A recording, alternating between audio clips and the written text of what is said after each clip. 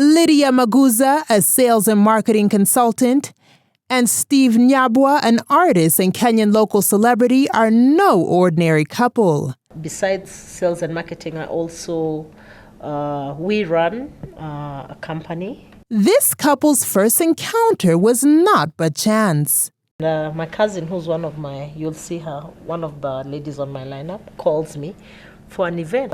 When I went to the event, Steve happened to be one of the people that was curtain raising for the event. When he was singing and, everyone reaching out to him and taking pictures and people going bananas and everyone screaming, I rose up to use the washrooms, and when I came back, one of my cousins had stolen my card, my business card.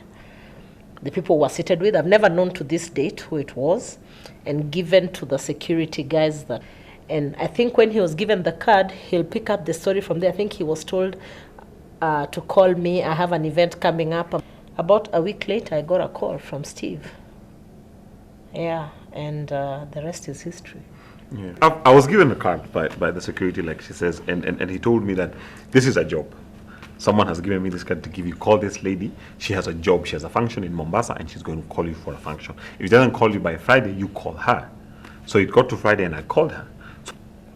She gave me the gig, and I went to Mombasa. So the gig was supposed to be, I think, Saturday night, and I flew in on Saturday morning. Mm-hmm. So when I got in, I went to the hotel, and we met for breakfast. I think the most weird thing happened. We met for the first time. We spent the whole day together until, I think, about 5 o'clock when I was going for my sound check. And I think one of the things that struck me about her was she was unfazed by the person that I was. Because I was so used to having my own way, I did not need to tell any woman anything.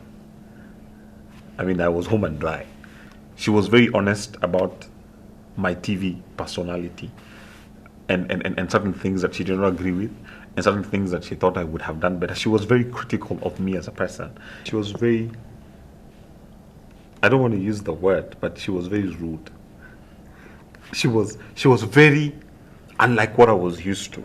So it was a conquest. I think it's just the way God makes a man, and you want to unravel this.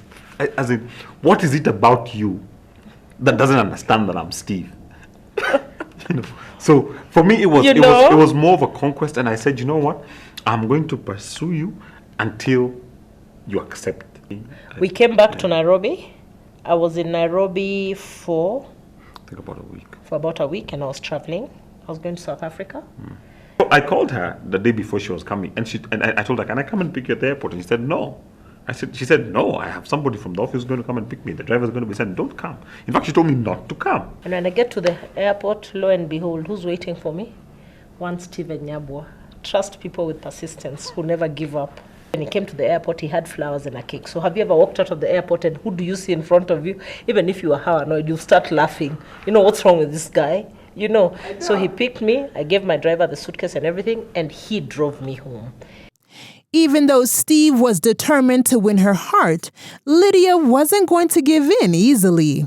He met me and said, I want you to be my girlfriend and my wife. Those were his words. And I've clearly said, never ever. The person I saw on TV is not someone I can relate with. Sorry. And so I gave him an ultimatum. I told him about everything I knew about him, everything I'd read about him, everything I'd seen about him. Told him I'm not about to play with anyone. And I said, I've studied you for this period of time, from the first time I met you. And I said to him, these are the ultimatums. 1, 2, 3, 4, 5 have to be done. Then come back to me when this is done. Then we can discuss. One of the ultimatums was to cut off from certain people that I'd seen, I'd watched, I'd seen. And I wanted this. There were stories in the papers all over on media. The stories were him relating with certain people in various places. There was always a scandal about Steve. And I wasn't sure. I was not judging him by his scandal, but I wasn't sure I would be in a relationship with this person. Saying that because I knew he wouldn't do them, for sure. I was just throwing in a spanner into the works, and they were done. Clearly with results, and he came back to me with answers. Some of them were done in my presence. Everyone has a past, and in Steve and Lydia's case, their individual past would present a challenge to their blossoming relationship. For Steve, a former worship leader, His participation in the East African Tusker Project Fame reality show would find him alienated by his church. When I went into Tusker Project Fame and I came back, there was a lot of rigidity in receiving me back in the church, because I think one of the pillars of the Seventh-day Adventist Church, I think, is it should not have any association with alcohol or alcoholic drink or whatever. So there was a bit of I think, some friction in me being on the show and them taking me back to where I had been before. And I think the Seventh-day Adventist Church became a bit too small for me. Lydia, on the other hand, at a very, very young age of 19 years old, I got married and have had a son, a baby.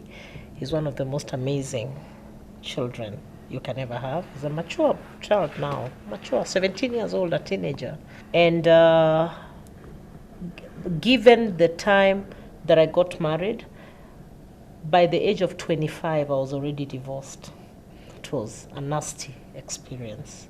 But in the relationship, there was a bit of a hard time in the first 1 year because I was very sensitive. You see, having gone through so much before, was I really ready to be in this very serious relationship? Can I trust him enough with everything I know? And so it was also a challenge the first year. There was enough crying, there was enough issues where also some people would meet us, including family members, who would think, why is Steve dating a lady that has a child? Like Lydia said at the beginning, I think the first year was quite challenging because the internet doesn't forget, television doesn't forget. I mean, people will always view you and perceive you to be who you are on television. And initially, it wasn't a big problem because we were just starting out. But as the relationship got, more serious by the day, it would offend me. And I was caught between being a public figure and being a good boyfriend to her. What we did, we hedged ourselves around each other so much so that it was us and family. To put yourself out there where people are judging all of you, first this one is a divorcee, this one has a child, Steve must be very young. In fact, even some people, I think when they look at Steve, they think he's 25 or 24. You know how people speculate, and people will be thinking, why is Steve with Lydia? Steve is with Lydia because maybe Lydia has a lot of money. You don't even know who Lydia is. You don't even know what he does with himself. So we decided to be around one another. So we had our life like that. Our initial meeting and deciding to be together was very unconventional, and there was a lot of opposition. And I think around that time I lost my mother, and we realized that out of the stories that my father told me about their relationship with my mother and the families and what it was, we realized then that marriage is not about anybody other than the two of you. If anybody within our circles did not agree with what we were doing, yes, then we just cut them off. You can live with us or you can live without us. At first I would get hurt about the things people would say, but guess what? After some time, it just faded away. And with Steve's celebrity status in Kenya, it was not easy for Lydia. In fact, she had to teach herself a few tricks on how to deal with issues that came with the territory. Number one, I taught myself to believe that he's a celebrity and that's his brand. When he leaves home, when he's inside the house, he is my fiancé. When he gets outside that door, he is a celebrity even to the watchman. I taught myself that he is a celebrity as soon as he leaves the door.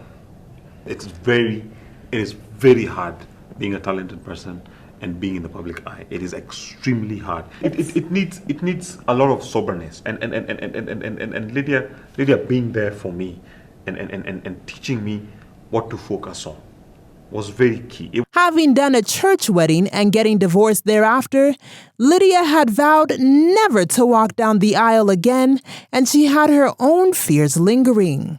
I was scared of being judged by people. I was scared to have to convince pastors to officiate my wedding because my friends who've divorced have gotten such a hard time to get a pastor to officiate their wedding. You almost feel like an outcast. I was so not ready to put him through that, and he was so ready to die with me in that angle, and I just felt this is too much for me to go and beg people. I went through so much having to beg people to officiate our wedding. I was ready to go to the AG, get a blessing, call my pastor friends who surround me to come home for dinner, pray for us, and God will recognize it. But what made Lydia change her mind? I dreamt it all. And there was a voice, and the voice told me, you must walk down that aisle. This lady who prays with us from Rwanda called us, we were together, and she said, I was praying in the prayer mountain, and the Lord told me to tell you to set your wedding date. There was no more confirmation I needed. Then I went to Steve and I said, I'm ready Being now. the romantic he is, and unknown to Lydia, Steve put together a romantic getaway and planned out an elaborate proposal in Zanzibar Island. Initially, Lydia and Steve wanted a garden ceremony and a ballroom reception for 100 guests only, but this idea did not gel well with both their relatives. They are now planning a 300-guest black tie evening wedding worth 4.8 million shillings, approximately 55,000 US dollars. We really wanted a very small wedding. And the reason why we wanted a small wedding is not because we are selfish, but more about why are you coming to my wedding? Exactly. Do you understand my story? Do you resonate with what we have been through? And when we sat Yes. down and thought about the number of people, there would not be more than 20. So even this list has gone up because of family, not Yeah. even friends. When you're older and you've been through some stuff and gone through the cooking fire and gotten to where we are, it's not about people. It's about God, honor God. And the one reason why we are walking down the aisle is to say, thank you, Jesus, for a second chance. Lydia and Steve are working with a monochromatic theme, and even though most brides do not approve of their bridesmaids wearing white, Lydia is different. The whole setup is white and a little black here and there. But actually, most of the colors will be white. The groomsmen are going to be black. All the bridesmaids will be in white. My gown was supposed to come in either ivory or white. So when we asked for ivory, they said they'd run out of ivory. They do it. They only have it in white. And when I talked to my parents said, yes, why not? Please, feel free. I'm yet to decide between a veil and a headpiece. I'm really trying to do everything different from what I did the first time. Steve, being a musician, music plays a major role in his life, and he intends to incorporate different tunes during their nuptial. For me, having the chairs done the way they're supposed to be done is not enough. It is about the mood. I mean, what are people going to see? I mean, the first person who's going to walk on that aisle, what emotion are they going to set? And that emotion is very important because they set the pace for the whole wedding. For every specific thing, there's got to be a specific mood that I'm looking at. And even though Steve and Lydia are using a professional planner, the wedding preps have not been a walk in the park. In fact, they have a few fears of their own. I'm the last one in my family, and I think 90% of the people in the family are married. I think in terms of the guest list and just getting that fine balance in between, I mean, who can I cut off and who can I let stay, you know? Yeah. I think for me, my biggest challenge would be because Steve's relatives, most of the ones that are coming for the wedding are in Nairobi. My parents have retired. They're at the farm. So I'm bringing quite a number from the village. So they're not so many. They're about maybe 29. I think the challenge for me is to accommodate them. Because night travel will just arrive in the morning. But because of the night travel ban, I have to accommodate them. And my number 2 challenge is the way I've perceived this wedding to be, for anything to go wrong that day. For example, I anticipated Chavari chairs, I don't find them. For example, we've said times without number, black and white, and I find pink. For everything we've planned not to go the way we wanted it to go. My fear for myself is to plan all this and she starts harmoning on the wrong foot, because then everything else will be in vain. So that's why I said I really I'm all for the mood. The mood has got to be right.